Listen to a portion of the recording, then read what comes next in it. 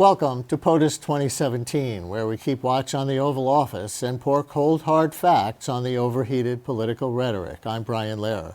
Today, the power of the presidency after the failure to replace Obamacare. The GOP says it's trying again, but is Obamacare now vampire care, that is, really hard to kill, or zombie care, a dead plan walking? Also today, we'll discuss the Russia election tampering investigations, which are dogging the White House. Plus, in our evidence-based politics segment, nuclear proliferation. The focus has been on North Korea, but there may be a danger in having upgraded our own arsenal with something called the Superfuze. Let's begin with a question that's central to the power of the presidency. Does Donald Trump even see the rejection of his health care bill as a failure? Initially, he simply called it an interesting development.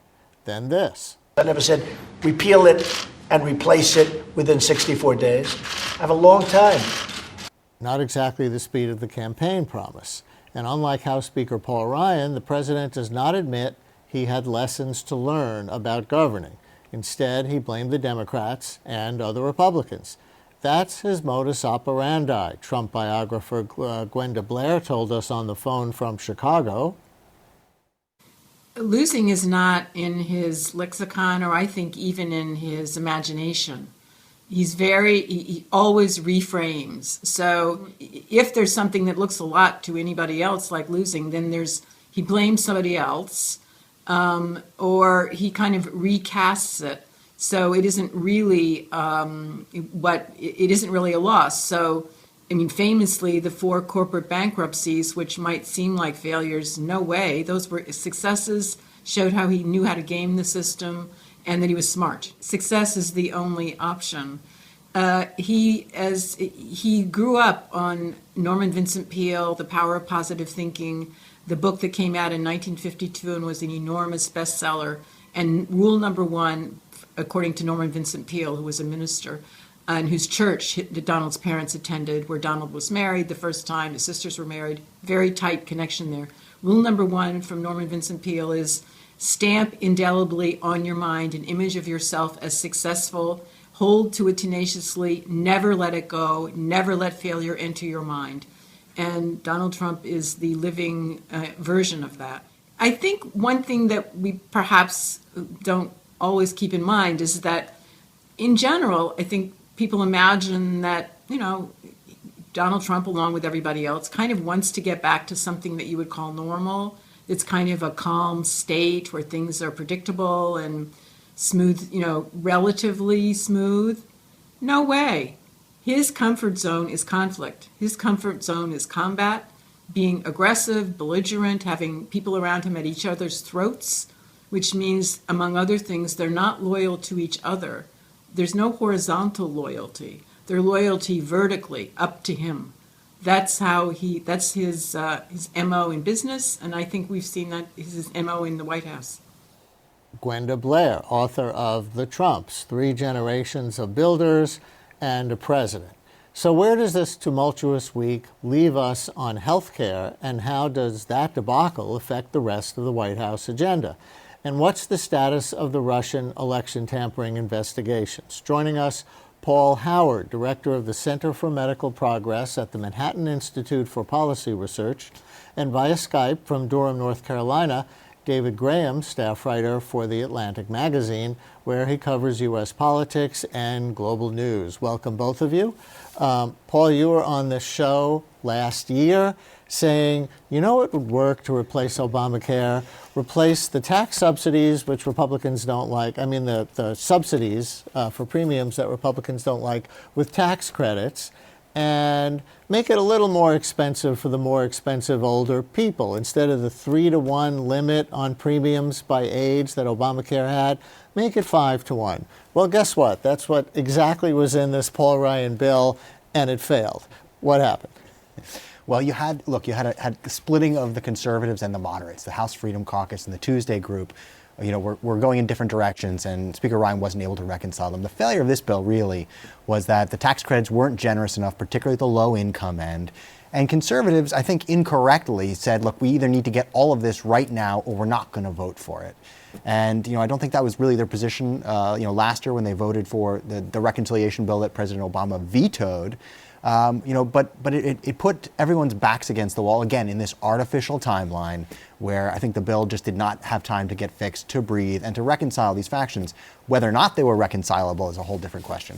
David Graham, I see you've written that Trump wasn't completely wrong to act positive after this failure. You recently wrote that Trump's big loss could end up a win. How so? I think in a couple ways. One of them is he sort of frees himself from the healthcare albatross. He made these promises on the campaign trail that were largely, I think, irreconcilable. He couldn't really do all the things he wanted to do. He hadn't delved into the policy really enough to understand that. And so by having Congress kill this, he frees himself and he can sort of wipe his hands of it and move on. I think maybe a little bit of a split from Paul Ryan could be good for Trump, too. Ryan's conservatism is obviously a very different brand than the kind of new republicanism that Trump has espoused. But Ryan was driving the bus on healthcare repeal. Trump wasn't showing a lot of interest. And what you would have ended up with is a bill that could have hurt many Trump supporters most or cost them the most. And so by getting some division from Paul Ryan, I think he maybe allows himself to pursue a bit more of the, what people have called a populist agenda, a more free spending agenda. Now, whether he can get that through Congress is a different matter entirely. So, Paul, do you think he can get through Congress some more free spending version of repealing and replacing Obamacare, something that some moderate Democrats might go for, but the Freedom Caucus wouldn't, so you'd leave that right-wing flank irrelevant? Well, I mean, you have a look, come to the table moment here that President Trump has said that he would be willing to work with Democrats. We could have a moment several months from now if it looks like more insurers are pulling out of the exchanges or the exchanges are collapsing.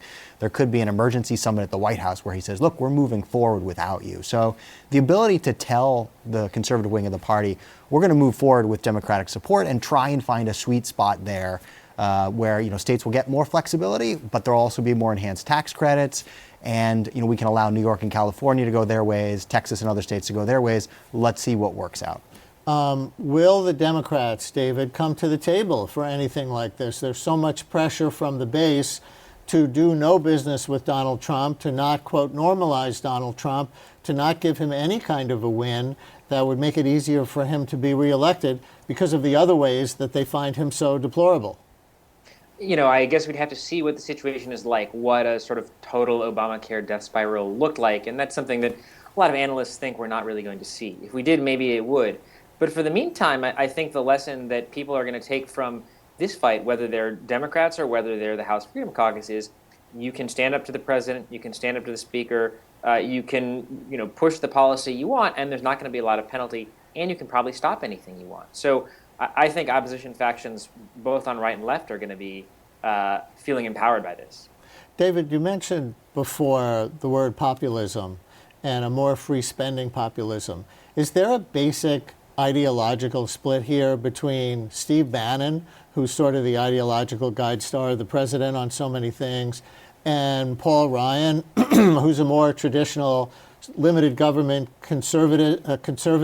I think a lot of progressives and Democrats around the country don't realize that nationalism, like in Europe, may be racially limiting or, belligerent as they see it, but it's also pretty big spending. Marine Le Pen is not running around France saying, let's curtail our national health care plan.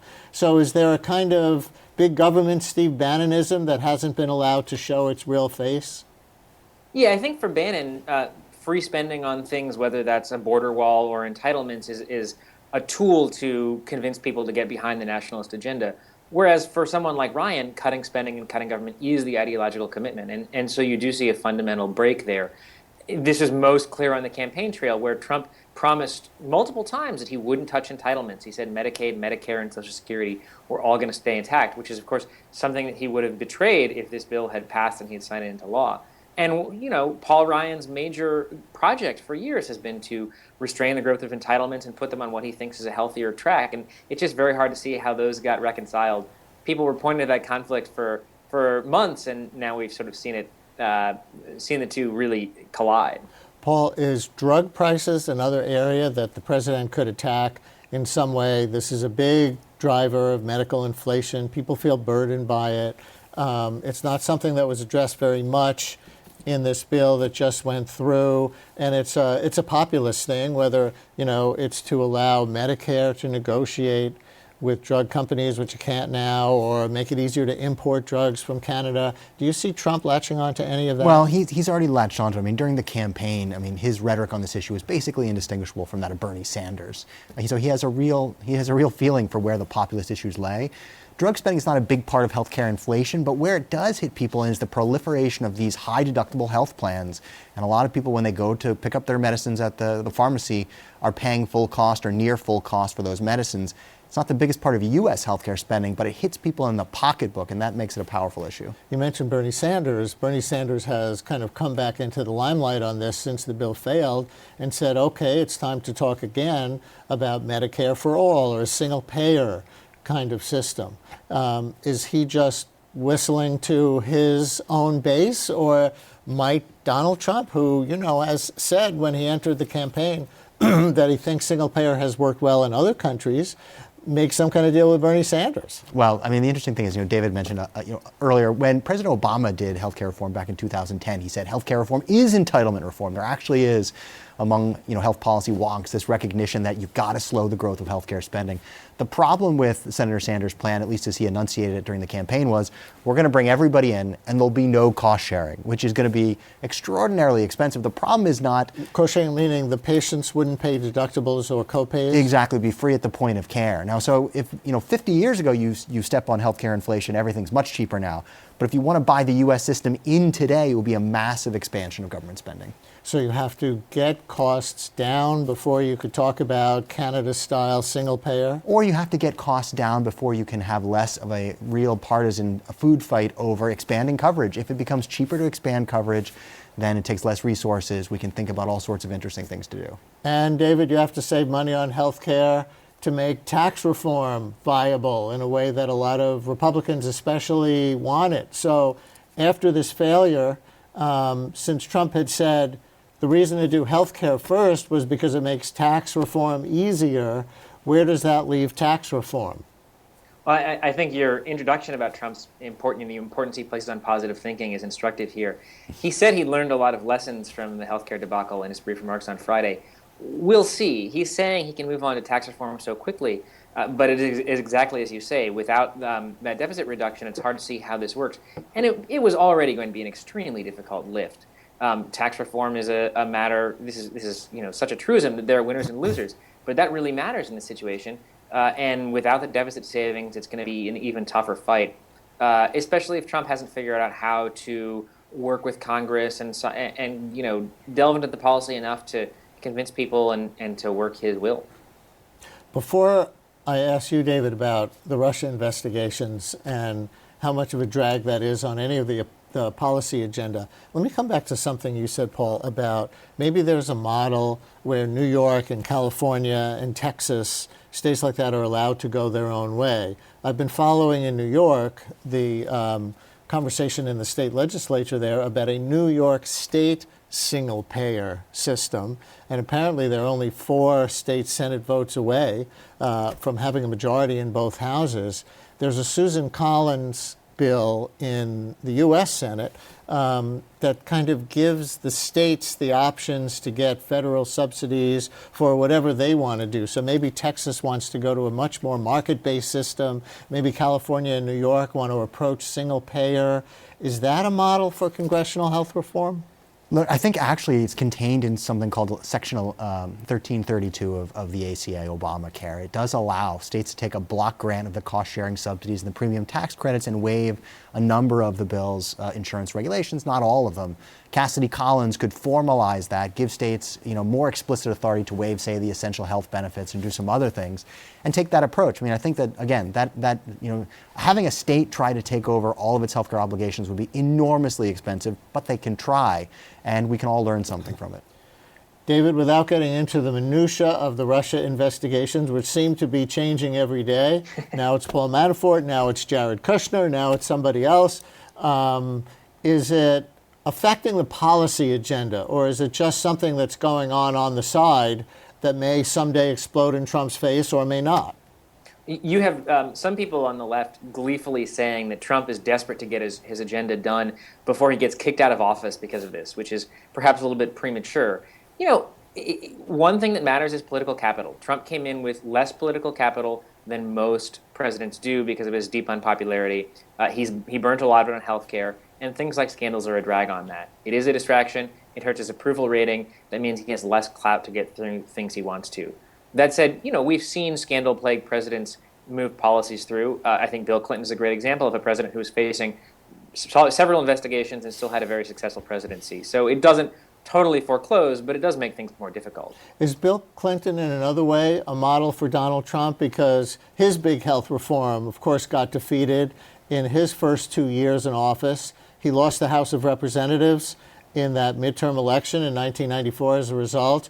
And yet he bounced back, and we had a great economy, and he did things with the Newt Gingrich Congress, like welfare reform and other kinds of bills in a bipartisan way. Is that a model for Donald Trump? I think he is, and I'm sure both of them would be loath to admit this. But I think also about the early days of the Clinton presidency, the sort of White House chaos, the factionalism, the infighting, the difficulties sort of getting up in the air. And I think that really is a model for how Trump could potentially turn things around. Now, the things that haunted Clinton from those days continue to haunt him, including the investigations. But he was, by most standards, a successful president. And I think if Trump is to get on board, he has to emulate the kind of streamlining and organization and righting the ship that Clinton did with his White House. So he's got to read Bill Clinton's The Art of the Deal, if that book was ever written. David Exactly. Graham, thank you very much. Paul Howard's Thank you. going to stay with us as we bring on some additional evidence.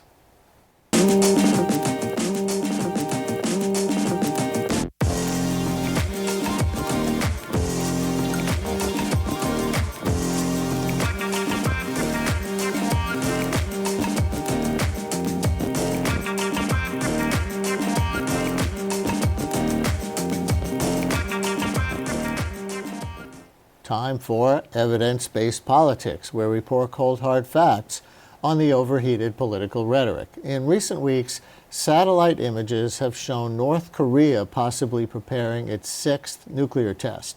And after Secretary of State Rex Tillerson said the option of military force against North Korea is on the table, Pyongyang said it is ready for war with the United States. Rhetoric, we hope. Yes, North Korea is a nuclear threat, but one scientist says we ought to look in the mirror for another one. The U.S. has modernized its nuclear weapons with something called the Superfuze, possibly creating more tensions with other nations, including Russia. Hans Kristensen directs the Nuclear Information Project at the Federation of American Scientists. One of his recent posts on the Bulletin of the Atomic Scientists is called How U.S. Nuclear Force Modernization is Undermining Strategic Stability, the Burst Height Compensating Superfuze. He joins us on Skype from Washington, D.C. Welcome to the program. Thanks very much. Okay, I'll bite. What is the Burst Height Compensating Superfuze? It's a technology that actually has been on another warhead for a while, but now it's going on the most numerous warhead in the arsenal, which is one of the 2 warheads on the Navy's ballistic missiles. And basically what it does is it allows the warhead as it comes toward its target to sense where it is and compensate, so to speak, for variations in its accuracy. And by doing that, it enables a greater portion of the weapons to detonate right where they should go off instead of missing the target. So when you use the word modernization of the force, for people who don't follow nuclear weapons technology, which is almost everybody, if they have a sense of nuclear weapons as being what we dropped on Hiroshima, or baby boomers watching who maybe remember getting under their desks in elementary school for a nuclear test drill or nuclear bomb drill, are we talking about the same kinds of weapons? No, the weapons that are in today's arsenals are much more powerful. We're talking about 10 to more than 100 times more powerful than the Hiroshima bomb. And they were developed to knock out not cities, but to knock out very hardened targets. For example, silos that housed long-range ballistic missiles. So they really got a punch. But also what we've seen is that as ballistic missiles got more accurate, you could scale down again some of the yield. And so what we're seeing now is actually a warhead that is in the lower range of the more powerful strategic warheads being used to do these missions. And so let me put up a graphic that's from your article and explain what's going on in this, which shows an increase in weapons that you call hard target, kill-capable warheads. Are those the kinds you were just describing? Yeah, those are the kind of warheads that are capable of knocking out a really hard ICBM silo, an intercontinental ballistic missile silo. And so what we can see on the graph is that for a long time we had some capability in the ballistic missile submarine force to do that. But recently we've added this capability to a warhead that makes it much more capable against such targets. And so the total inventory of these weapons at sea that can do this is now much greater than it was in the past, in the factor of 3, as a matter of fact. And we see the curve go way up after about 2008 in terms of the number of these weapons. So it's an Obama thing? Would that be an accurate statement? No, not at all. This program started way back in the Clinton years. The roots of this program go back to the mid-1990s. And in fact, production of this weapon started when Obama came in 2008, 2009. So this is not on his plate. Paul Howard from the Manhattan Institute is still with us, and you have a question. Right? I'm just curious. So with other militaries, the Russian, the Chinese, modernizing their missile forces and deploying new platforms, is this also an attempt by the U.S. to just maintain strategic credibility for deterrence? Oh, absolutely.